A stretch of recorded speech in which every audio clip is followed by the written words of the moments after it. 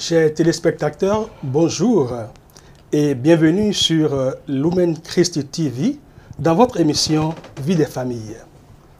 Aujourd'hui, nous allons aborder un thème central pour notre société, notre Église, famille, communauté des personnes. Le pape François, à la 10e rencontre mondiale des familles, dans son homélie, nous affirme que la famille est le lieu de la rencontre, du partage, où l'on va vers l'autre pour lui être proche, pour communiquer avec lui. Aujourd'hui, la famille est confrontée à bien des défis. Défis au plan de la sécularisation, défis au plan du relativisme moral, relativisme éthique et spirituel, défis également au plan de la nouvelle éthique mondiale. Alors, c'est dans ce contexte que nous accueillons sur ce plateau le révérend Père Léonard Kpokolo pour nous entretenir sur cette belle thématique.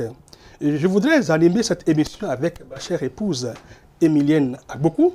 Et bonjour Emilienne Agbokou. Bonjour Clotaire. Est-ce que vous pourrez nous présenter davantage le Père Léonard Kpokolo, notre invité? Oui, merci Clotaire. Bonjour chers téléspectateurs. Le Père Léonard Kpokolo est prêtre de l'archidiocèse de Cotonou.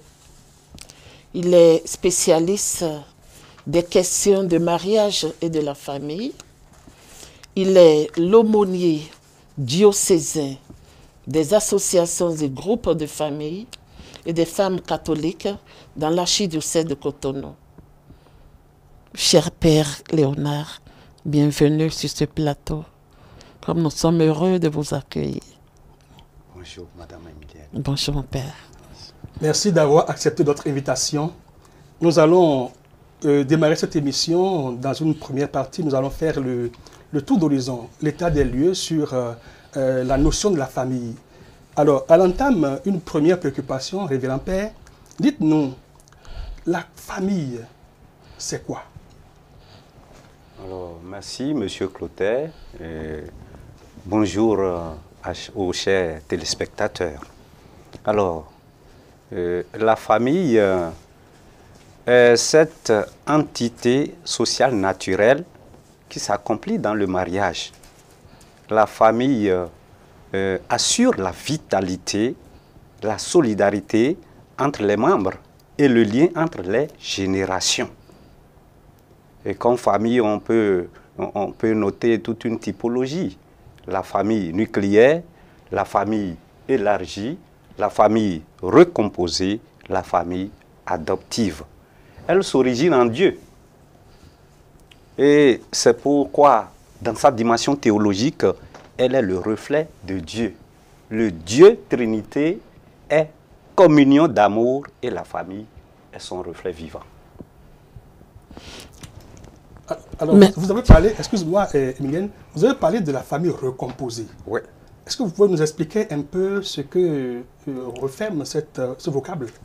Oui, la famille qui se recompose, c'est-à-dire que il y a à l'entame une famille qui a existé, des familles qui ont existé, un homme et une femme qui se sont mis ensemble. Et chemin faisant, bon, le lien a été rompu entre les deux. Et ils peuvent avoir ou non des enfants, chacun de l'un comme de l'autre côté. Alors, chemin faisant, l'une ou l'autre partie se retrouve avec quelqu'un ou quelqu'une d'autre. Et ils s'entendent pour fonder famille. Ils étaient entrés dans un lien auparavant. Ce lien qui, entre-temps, a été rompu et qui a fait aventure. Chacun, l'un ou l'autre, fait une autre aventure avec quelqu'un d'autre et ils s'entendent pour former une nouvelle famille avec le ou leurs enfants. C'est ce qu'on appelle la famille recomposée. Très bien. Ouais. Et en dehors de la famille recomposée, Oui. il y a quand même aujourd'hui une compréhension ou certaines compréhensions de la famille qui veut qu'on dise déjà que nous nous entendons pour être ensemble, que nous soyons du même sexe ou pas, que nous soyons de la même... nous avons la même vue ou pas, nous formons déjà une famille. Qu'est-ce que vous dites de ces représentations-là de la famille? Alors, ce genre cette façon de faire, de vivre comme couple est entré dans la société et dans la culture. C'est une erreur. C'est une erreur. Alors, ce sont des transformations profondes et rapides que notre société et notre culture connaît aujourd'hui. Les familles d'homosexuels, par exemple, qui s'entendent, deux sexes peuvent s'entendre pour fonder famille. Deux sexes masculins comme deux sexes féminins qui s'entendent pour fonder famille. Vous voyez, c'est un renversement de valeurs. C'est un renversement des valeurs. Est-ce que vous convenez avec moi? C'est un renversement des valeurs. C'est regrettable. Mais dans le plan originel de Dieu, ce n'est pas ainsi. On a l'impression que, bon, la nature des choses est renversée. Et c'est ce à quoi nous assistons dans notre monde aujourd'hui. C'est un peu regrettable. Cher Père, nous vous remercions pour cet état des lieux sur la notion de la famille. Vous avez évoqué tout à l'heure des réalités familiales nouvelles à notre temps, telles que la famille recomposée, et la famille homosexuelle. Et parlant de la famille homosexuelle, nous pouvons noter homosexualité composée de deux hommes, et comme les deux femmes. Les lesbiennes, voilà, composées de deux femmes. Alors, à travers cet état des lieux, nous nous rendons compte que la compréhension de la notion de la famille aujourd'hui est plurielle. La famille est diversement comprise, abordée. Qu'est-ce qui pourrait justifier ces changements, ces déplacements anthropologiques au niveau de la notion de la famille? Merci. Alors, comme je l'ai dit, il y a un renversement des valeurs au niveau des familles aujourd'hui. Et vous savez, notre époque a connu des transformations profondes et rapides de la société et de la culture. Et tout cela est dû au progrès de la science et de la technique. Nécessaire vers le bien, vers le bien-être de l'homme. Mais ce progrès porte en son sein l'impact d'une dégradation des valeurs fondamentales du mariage et de la famille. Et cela s'explique par la corruption du concept et l'expérience de la liberté entre les couples. D'abord, la liberté, le sens de la liberté est galvaudé. On la comprend autrement. Alors, la liberté qui devait se comprendre comme la capacité de réaliser le progrès de Dieu sur le mariage et la famille. Vous voyez un peu? Alors, de ce fait, il n'y a plus de référence à Dieu et à sa parole. Plus de référence à la loi naturelle. On ne veut plus entendre parler de loi naturelle qui nous interdit ceci, loi naturelle. Donc, la liberté est comprise comme, bon, ce dont on doit se servir pour faire du n'importe quoi. Et là-dessus, chacun se fait un choix de sa vie. Chacun se choisit sa façon de vivre, sa façon d'agir. Vous voyez un peu? Il y a aussi les ambiguïtés du rapport d'autorité entre parents et enfants. Il y a le désordre des masses médias qui déforment les adolescents déjà dès le bas âge.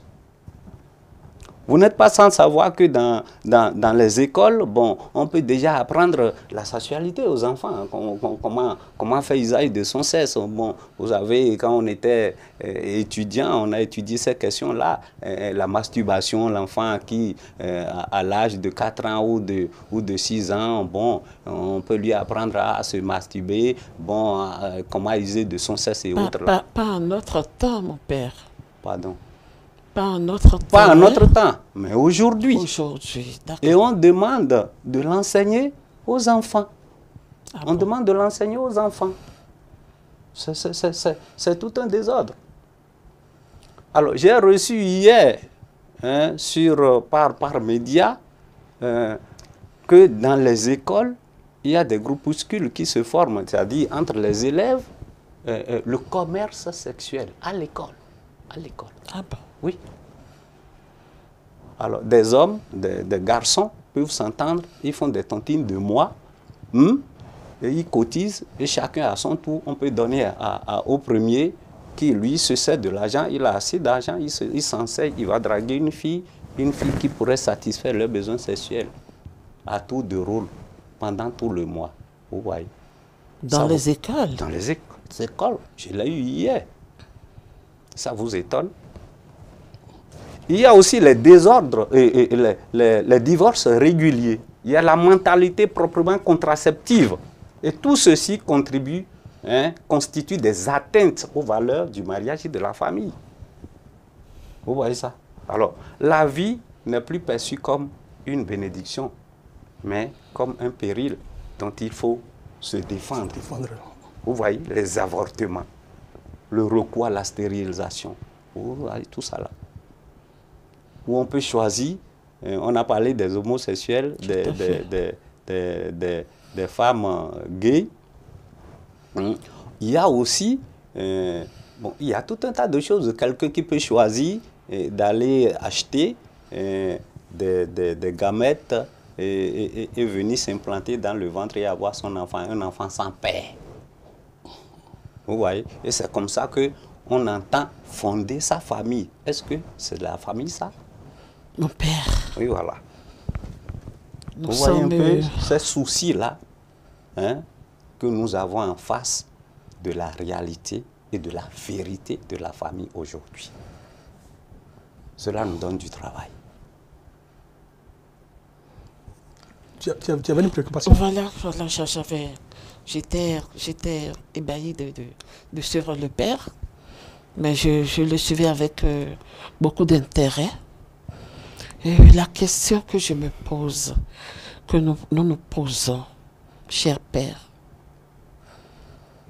dans la situation que vous venez de peindre, de décrire, quelle serait, comment est-ce que le chrétien pourrait se positionner dans un tel contexte aujourd'hui?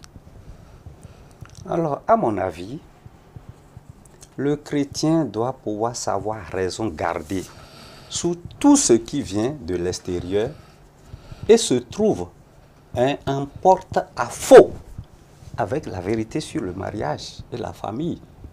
Le chrétien doit cultiver une conscience critique sur tout ce qui peut obscurcir les valeurs fondamentales de la vie conjugale et du mariage aujourd'hui. Et ne pas se laisser aller à la sensibilité. Ce n'est pas parce que tout le monde fait que je dois faire. Ne pas se laisser aller à la sensibilité et avoir une discipline de vie avec les enfants à la maison. C'est très important. Une discipline de vie. Très important. Il faut être sensible à certaines... ne vous laissez pas aller à la sensibilité, sinon, bon, vous laisserez les enfants faire. Et ce serait regrettable pour la société et pour notre Église. Vous voyez un peu? Alors, le mariage et la famille sont un bien très précieux à sauvegarder. Très précieux à sauvegarder. C'est pourquoi aussi il est une tâche permanente du chrétien de redécouvrir la mission ecclésiale propre à la famille. Et de ça est la responsabilité du chrétien dans la construction d'une société plus juste. Je ne sais pas si vous voyez un peu ce que je veux dire. Oui. Pour une société plus juste et pour la responsabilité du chrétien dans son église, alors il doit pouvoir évoluer. Il doit pouvoir évoluer. Il doit pouvoir se donner, se référer à des règles de vie authentiques. Alors, cher Père, dans le développement, vous avez abordé plusieurs types de familles aujourd'hui. Oui. Madame Ebilienne, tout à l'heure, mon épouse, disait que la compréhension de cette notion a évolué. Il y a la notion de la famille est comprise diversement, mais au sein des chrétiens catholiques, il y a certaines pratiques qui méritent réflexion. Je ne parle pas... Il y a des gens qui choisissent ne pas fonder une famille, un homme et une femme unis dans le mariage avec les enfants qui sont à éduquer. Mais compte tenu de certaines conjonctures et des situations accidentelles, ils décident par exemple de ne pas avoir un mari. Je prends la femme, elle dit je ne veux pas de mari. Moi je ne veux pas me lier à un homme. Ou bien l'homme dit je ne veux pas me lier à une femme. Mais je veux des enfants. Et donc on se tape, excusez-moi le thème, entre griffes, un homme ou une femme, et on fait les enfants, et on récupère ces enfants, et on vit seul avec. Chrétien catholique, qu'est-ce que vous pensez de cette réalité-là? Bon, ils sont en porte-à-faux avec la vérité de la famille. Ils sont en porte-à-faux. S'ils en sont conscients, ils sont en porte-à-faux. S'ils n'en sont pas conscients, c'est de l'ignorance. Ils sont très ignorants. Mais on ne peut pas dire qu'ils sont ignorants. Ils ne sont pas ignorants. Puisque vous avez dit, ils choisissent. Ils choisissent. Alors, avant le choix, il y a une conscience. Ou bien, il y a une conscience de quelque chose. Je connais la telle chose. Je pèse les pour et les contre avant de faire un choix. Donc, ce n'est pas de l'ignorance. C'est un choix qui est en porte-à-faux avec la vérité de la famille. C'est regrettable. C'est regrettable. Ils ne sont pas dans la ligne de ce que le Créateur a prévu. C'est la famille monoparentale. Pardon? La famille monoparentale. Ça, c'est... Oui, c'est une famille... Oui, il se constitue. Il se constitue. Une famille monoparentale. Oui. Et vous savez qu'il y a là, dans ce cas, des nuances à faire. Ça, c'est une famille monoparentale voulue. Hein? D'accord. Voulue. Ça, c'est voulu. Voulu. Bon, ce n'est pas une famille monoparentale accidentelle. C'est voulu. Ça, c'est un choix. Oui. Il y a des veuves qui se sont retrouvés seuls avec des enfants. On peut pas. Nous les respectons. Voilà, on ne peut pas les inculper. Non, pas du tout. Mais celui ou celle-là qui choisit de ne pas avoir un mari ou de ne pas avoir une femme et qui négocie et a son enfant à lui seul, il veut vivre seul avec le ou ses enfants. Bon, vous voyez. Ça peut ne pas être même une négociation, c'est que il a cette vue, cette façon, cette logique qui dit que, bon, moi, je décide de ne pas vivre cette vie-là, un homme, une femme. Il a décidé. Mais il a décidé. Oui, oui. Mais il n'avertit pas celui ou celle avec qui il ira pour avoir l'enfant ou qu'il cherche. Il se fabrique un enfant et puis une situation, il crée une situation, il récupère ses enfants et il les gère. Voilà, voilà. C'est vrai aussi. C'est vrai. Et ça, c'est de ça que vous parlez. Les autres cas sont accidentels, sont conjoncturels. Il y a des situations où l'homme ne veut pas que sa femme le quitte, la femme ne veut pas que son homme le quitte, mais bon, ça arrive comme ça et il se retrouve dans une situation de monoparentalité avec les enfants. Oui, avec les enfants. Ceux-là, quel conseil leur donner? Et se battent. Et donc, voilà des femmes comme ça, où les maris ont abandonné.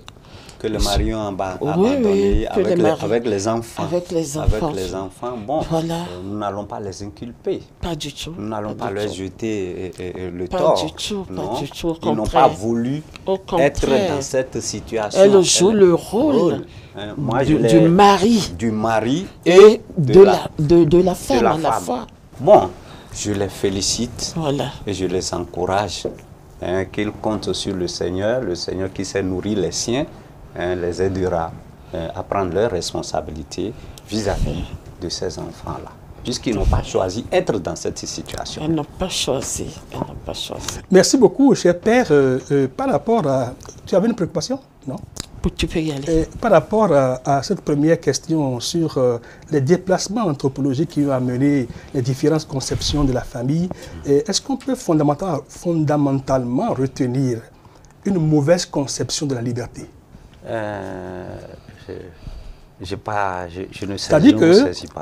ce qui est à l'origine de ces différentes conceptions de la famille, conception monoparentalité, conception homosexuelle, conception de toute autre forme. Il y a même des formes de famille où on dit, bon voilà, nous nous entendons pour nous entraider, tout simplement.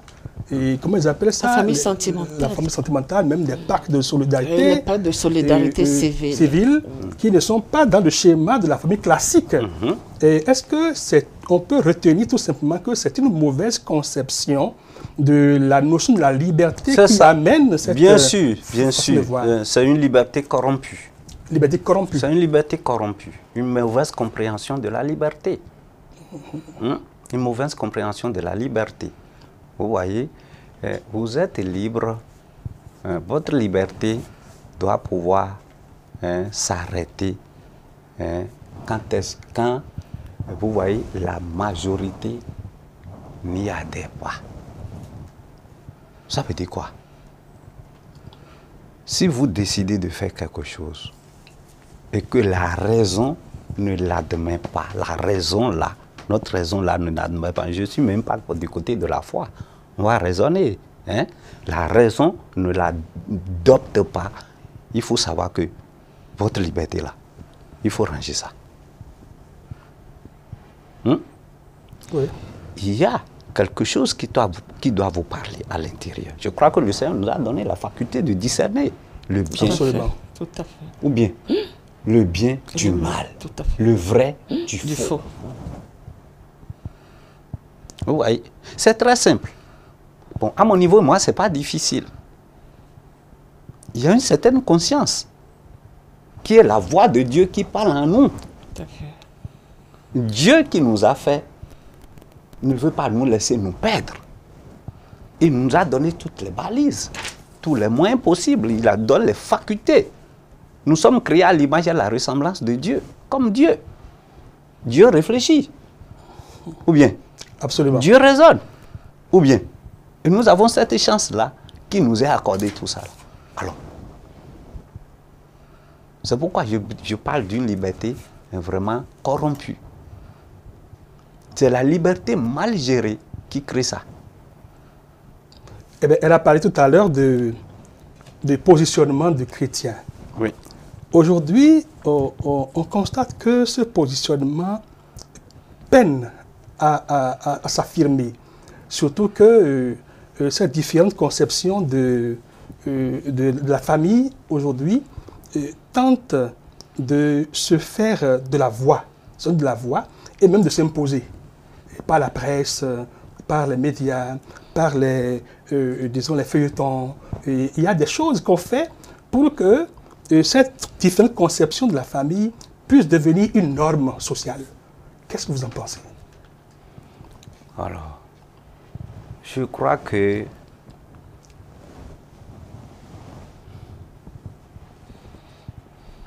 cette façon de faire,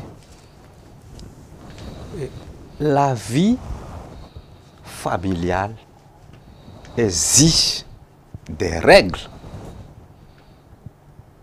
La nature de la famille exige des règles qu'il faut respecter. Donc, je ne peux pas, c'est-à-dire, je vois mal cette façon de faire. Je vois mal cette façon d'agir. Et le chrétien ne doit pas se lancer dans ce genre de choses-là. La famille chrétienne, je l'ai dit tout à l'heure, c'est le reflet de Dieu. La famille est le reflet de Dieu. En Dieu, il n'y a pas ces façons désordonnées de faire d'agir. Ou bien, je ne sais pas si moi je me trompe. Tout à fait. Je ne sais pas si je me trompe. Donc on ne peut pas accorder du crédit à cela. On ne peut pas admettre cela. Et ce n'est pas parce que des gens sont devenus irrationnels que ça doit devenir une norme. Une norme. Non. Vous dites là que le chrétien doit pouvoir ramer à contre-courant. Il doit véritablement prendre position par rapport à ces genre de choses-là. Une sagesse, il doit avoir l'esprit critique, je l'ai déjà dit auparavant, au début. Il doit pouvoir vraiment se positionner dans une conscience critique, dans tout ce qui arrive, dans tout ce qui naît comme nouveauté, hein, comme progrès. Il doit pouvoir faire une sélection des choses et voir est-ce que par rapport à ce qui doit être norme, on peut admettre ceci ou cela. Je ne sais pas si vous voyez un peu. Oui, mon père. Merci beaucoup. Merci, Philippe. Nous avons évoqué cela au passage, le relativisme éthique, moral, spirituel. Vous voyez tout ce a que... beaucoup blessé la famille et blesse beaucoup. Le laxisme. La nouvelle éthique mondiale, mon père. Excusez-moi de nommer. Nous sommes dans un contexte de la nouvelle éthique mondiale. Oui. Et dans un tel contexte, que le positionnement du chrétien pèse à s'affirmer. Pèse à s'affirmer. Nous allons avancer un peu plus, mon père, dans notre débat. C'est peut-être parce que les chrétiens n'ont pas encore redécouvert la mission ecclésiale propre à la famille. Ils n'ont pas encore compris leur responsabilité. Le chrétien doit pouvoir redécouvrir cette mission-là à laquelle il est appelé. Ou bien, la famille a une mission. Dieu lui a confié une mission dans le monde, n'est-ce pas? Il va, vie commune, il engendre, il éduque dans les règles prévues par le Créateur, n'est-ce pas? Il est procréateur, n'est-ce pas? Il est co-créateur, pardon. Il est co-créateur. Celui qui est co-créateur avec Dieu, il doit pouvoir comprendre la mission qui est la sienne. Sinon, il bascule. C'est peut-être des raisons pour lesquelles ça peine. Apprendre. Merci beaucoup, cher Père, pour cet état des lieux. Et c'est ce pourquoi, bon, nous nous battons. Nous battons. C'est ce pourquoi nous nous battons. Tout à fait. Je suis aumônier des familles. Alors, nous sommes en train de nous battre par rapport à ça. Et je suis content avec la petite expérience que je fais avec les familles. Il y en a beaucoup. Ça prend dans beaucoup de familles. Il y a des prises de conscience. Vraiment, il y a vraiment des prises de conscience. C'est encourageant. Et des gens, oui, c'est encourageant. Vraiment encourageant. C'est pourquoi nous allons, nous allons aborder. Il y a des chrétiens véritablement décidés à vivre leur foi authentiquement, à vivre dans la fidélité au Seigneur, la fidélité à l'un et à l'autre, et assurer vraiment la mission que le Seigneur leur a assignée. Il y a vraiment une prise de conscience. Ce n'est pas tout le monde qui est corrompu de ce côté-là. Merci beaucoup, cher Père. Nous allons avancer dans cet entretien et aborder véritablement la thématique du jour. La famille comme communion des personnes. Emilienne, tu as une préoccupation à ce niveau-là? Oui, je vais juste demander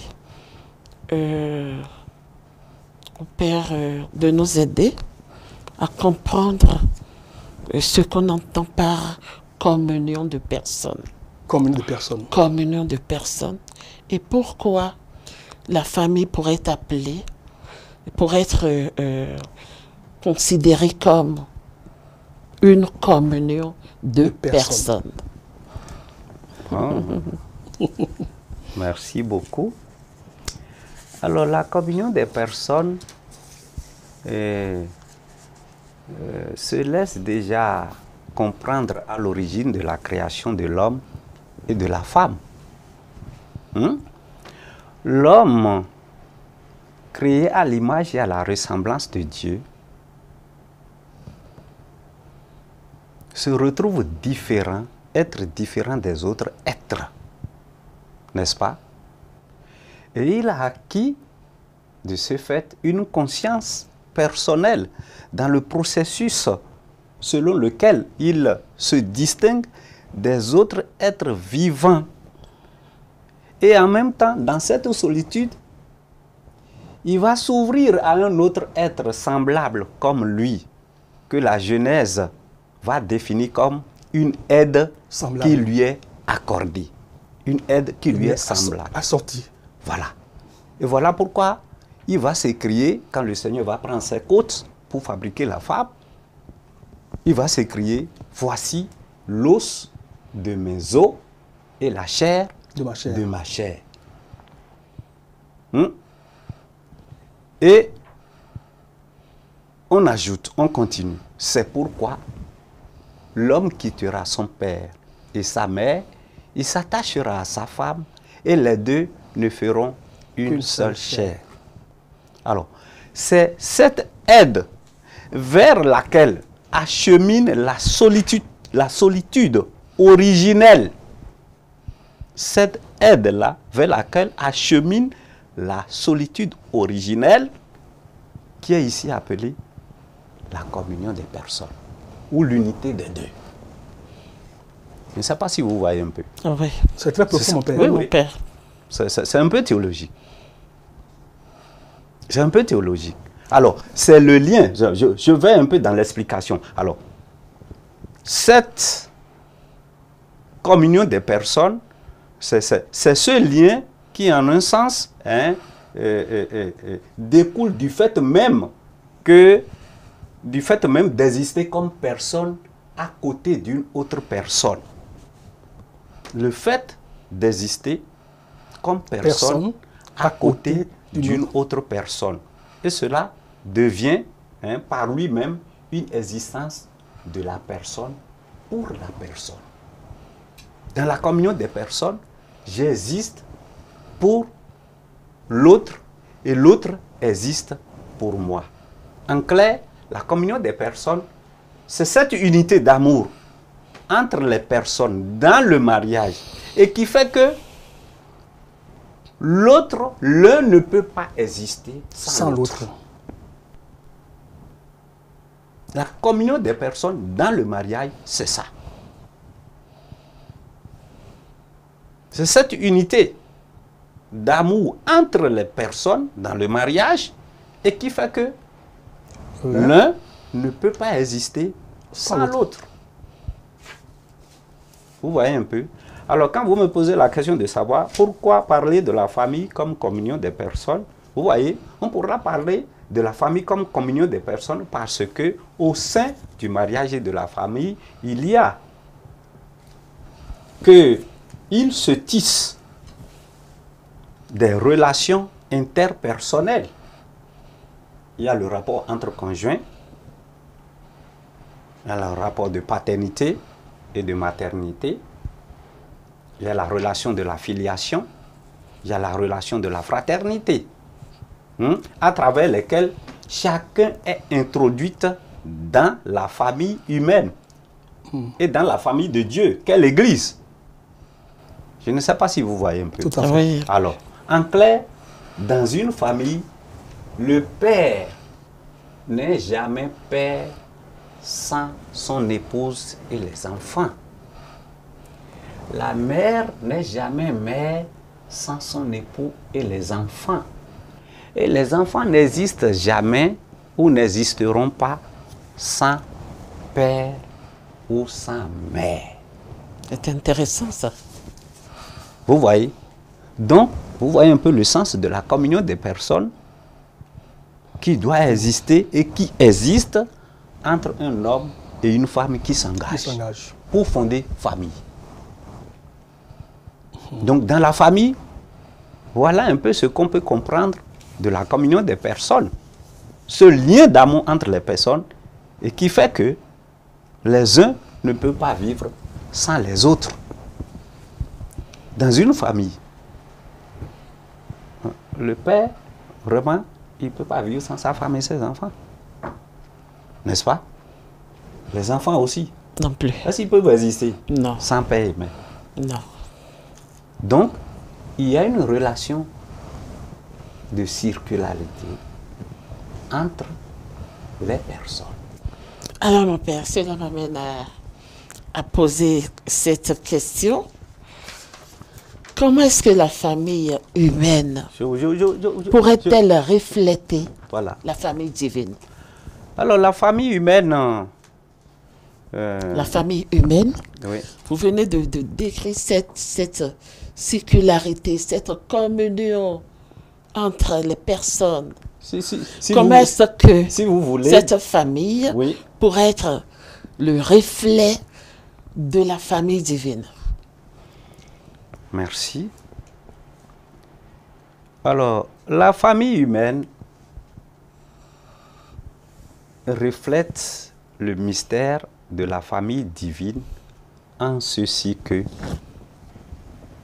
d'abord, la famille, le couple aime et procrée. Et par ce fait, il est capable de manifester le Dieu créateur et sauveur. Il aime et procrée. Il aime et procrée.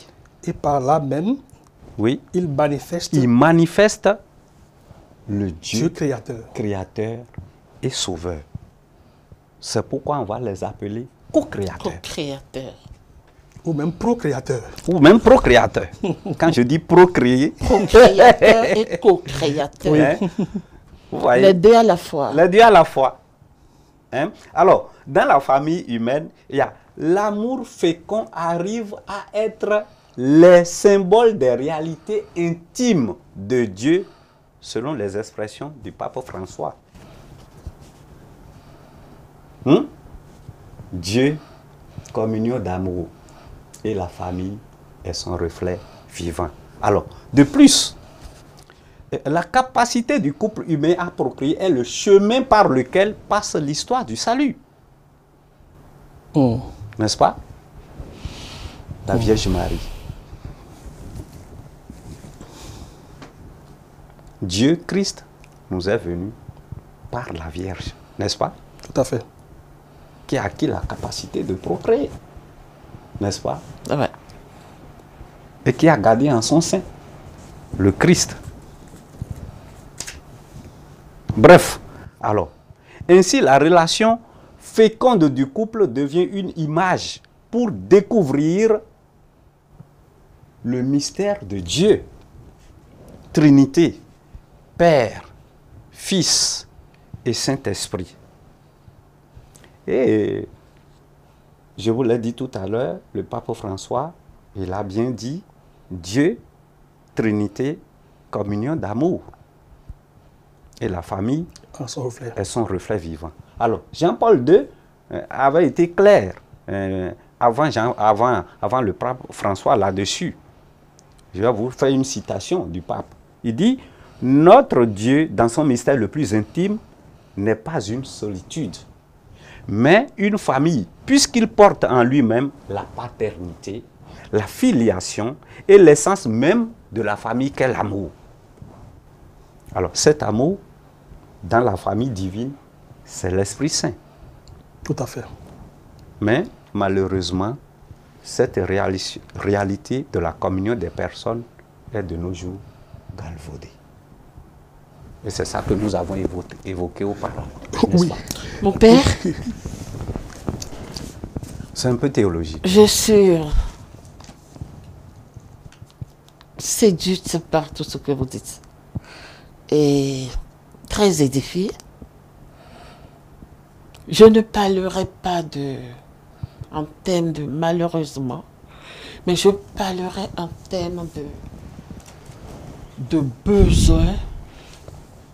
Nous avons besoin aujourd'hui, notre aujourd'hui a besoin d'être évangélisé, réévangélisé. C'est un travail, oui, qui a commencé, mais nous n'allons pas dire que c'est un travail qui est terminé. Le travail de l'évangélisation, la mission d'évangélisation, certainement a besoin de moyens nouveaux, des stratégies nouvelles. Le pape parle de la nouvelle évangélisation. Il va falloir, dans ce contexte où nous sommes, c'est une question que nous allons nous poser tous ensemble. Dans ce contexte où nous sommes, où nous avons noté le relativisme à tout point de vue, nous avons noté la sécularisation, la nouvelle éthique mondiale, des choses de ce genre, il va falloir inventer des instruments nouveaux d'évangélisation. Nous n'avons pas assez écouté la parole de Dieu. S'il te plaît, dans ce sens-là, en tant qu'aumônier des familles, des associations, des groupes de familles, quels sont les moyens que vous développez pour cette nouvelle évangélisation? Alors, cette nouvelle évangélisation des familles, je veux dire. Oui, bien sûr. Alors, merci pour la question. Ça me réjouit que vous me posiez cette question-là. Vous voyez, dans notre diocèse, il y a un grand effort. Archidiocèse de Cotonou. Dans notre archidiocèse de Cotonou. Merci. Il y a un grand effort qui se fait pour la prise en charge des familles. Et je salue et remercie notre père, archevêque, Monseigneur Roger Ngouidji. Je salue les conseillers autour de lui, ses vicaires généraux, ses vicaires épiscopaux. Je salue au passage mon vicaire épiscopal chargé du laïcat, de la famille et de la vie, que je salue au passage ici. Alors, ensemble, il y a un travail sérieux qui se fait. Alors, au niveau de mon aumônerie, de la famille, vous savez, il y a plusieurs associations de familles qui s'assemblent, qui s'associent et qui décident d'avoir des règles. Et ils ont des séances, ils ont une programmation annuelle où ils se rassemblent, étudier la parole de Dieu et fouiller un peu dans leur vie ce qui ne va pas. Ils se donnent des conseils. Ils volent au secours des uns et des autres. Tout juste pour entrer dans cette dynamique-là de ce que le Seigneur veut des familles. Vous allez noter, il y a plusieurs groupes. Vous avez les ACF, sont les premières associations de familles, Action catholique de la famille. Vous avez les ACF, les Dieu famille, association Dieu famille. Il y a les fleurs de la Sainte Famille.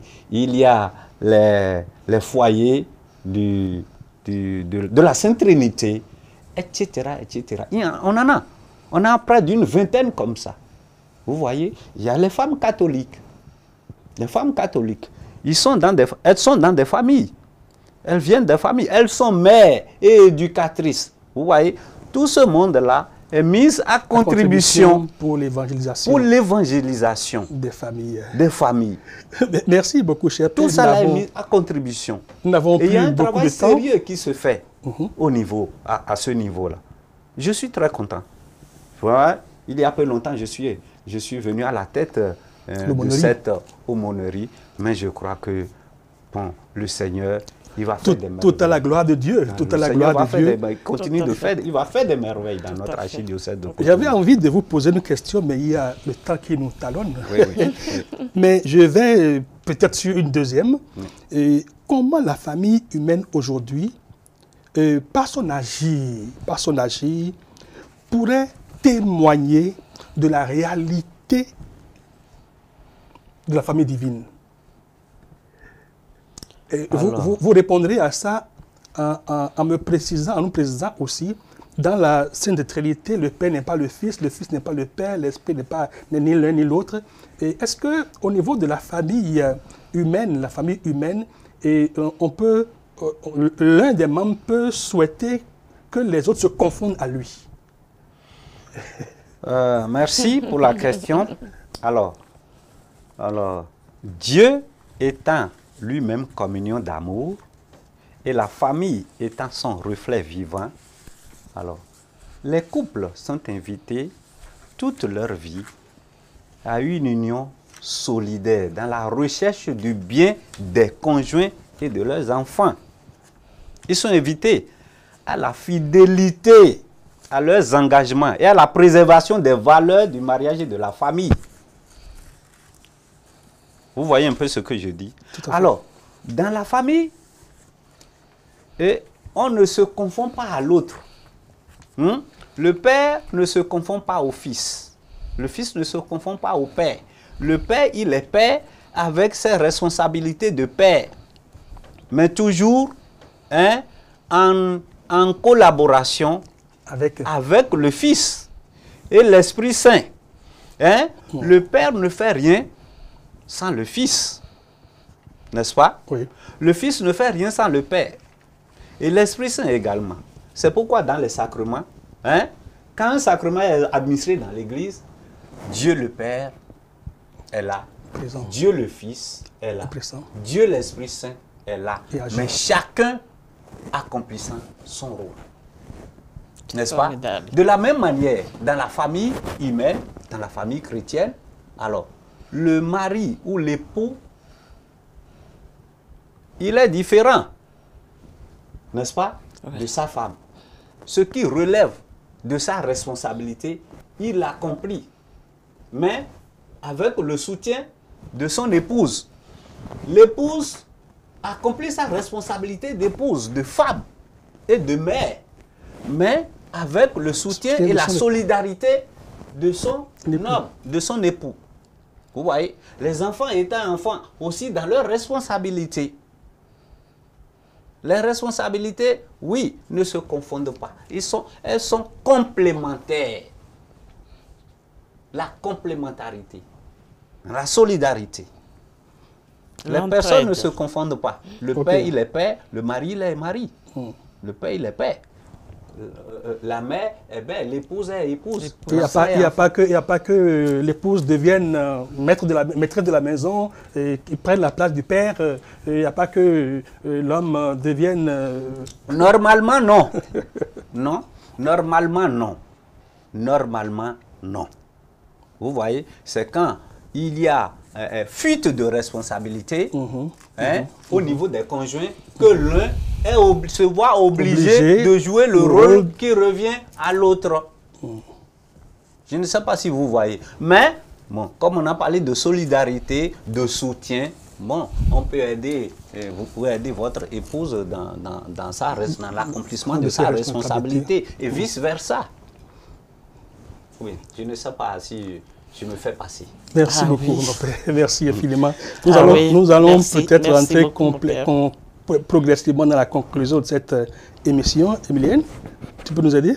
Non, il y a un autre point que je voulais aussi ajouter par rapport à la dernière question. Voilà. Je voudrais aussi dire que, vous voyez, la famille humaine, en plus de ce que j'ai dit, la famille humaine étant, Dieu étant communion d'amour et la famille étant son reflet vivant, les couples sont invités toute leur vie à une certaine solidarité dans la recherche des biens des conjoints et de leurs enfants, n'est-ce pas?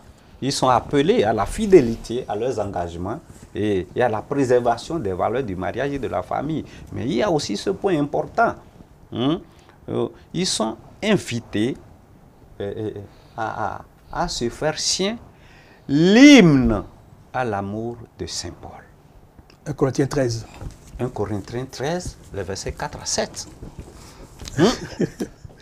Alors, cher Père, le temps qui nous est imparti est complètement épuisé. Certainement que ce sera le mot de fin. Ce sera le mot de fin peut-être du Père. Oui, du Père.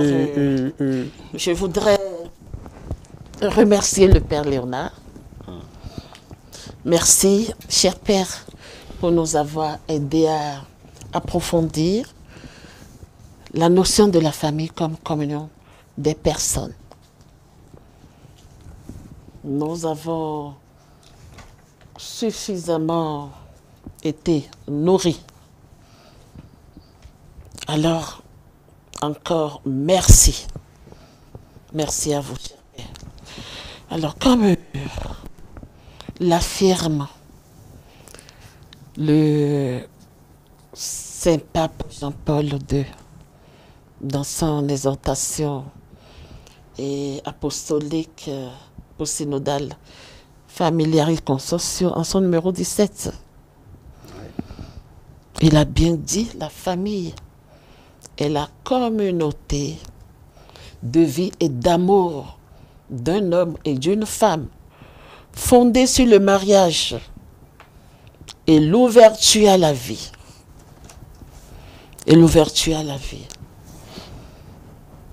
Vous avez, sur cette antenne, vous nous avez aidés à entrer dans la dynamique de la pensée de Jean-Paul II sur la famille comme communion de personnes. C'est très important. Et c'est cette famille-là qui est appelée à être le reflet de la famille divine. Qui chaque jour devrait œuvrer pour s'identifier à son référent, qu'est Dieu, le mystère divin, le mystère de la Sainte Trinité. Vous en avez tellement parlé. Ce sont des choses difficiles à comprendre, mais nous avons compris. Nous sommes sûrs que les auditeurs ont compris. Et nous vous en remercions de tout cœur, mon Père. Alors, Clotaire, je ne sais pas, nous sommes à la fin de cette émission. Oui, j'ai voulu simplement que le Père nous dise, recueillir son mot de fin. Et s'il y a un conseil, un encouragement à donner à nos téléspectateurs. Il était tellement parti pour nous chanter l'hymne de l'amour. Peut-être le temps est parti. Toutefois, il va dire son mot sur ça. Voilà, cher Père, votre mot de fin très rapidement. Alors, je voudrais vous remercier pour l'invitation. Je remercie les téléspectateurs qui ont eu la patience de nous écouter, de nous suivre. Alors, je voudrais ici d'abord rendre hommage aux familles qui continuent de vivre et de dire la vérité sur le mariage et la famille. En effet, il y en a et nous nous en réjouissons. Et je voudrais leur dire, famille, devenez ce que vous êtes. Famille, devenez ce que vous êtes. Et merci beaucoup, cher Père. Merci infiniment. Merci à nos chers téléspectateurs de Lumen Christi TV pour nous avoir suivis, pour votre fidélité et pour l'attention apportée à cette émission, l'intérêt apporté à cette émission. Nous demandons au Seigneur de nous bénir, de vous bénir, de visiter vos familles, de visiter vos maisons et de faire en sorte que vos familles soient de véritables lieux de communion de personnes. Merci infiniment et à très bientôt pour une très bonne prochaine émission. Merci. Ciao.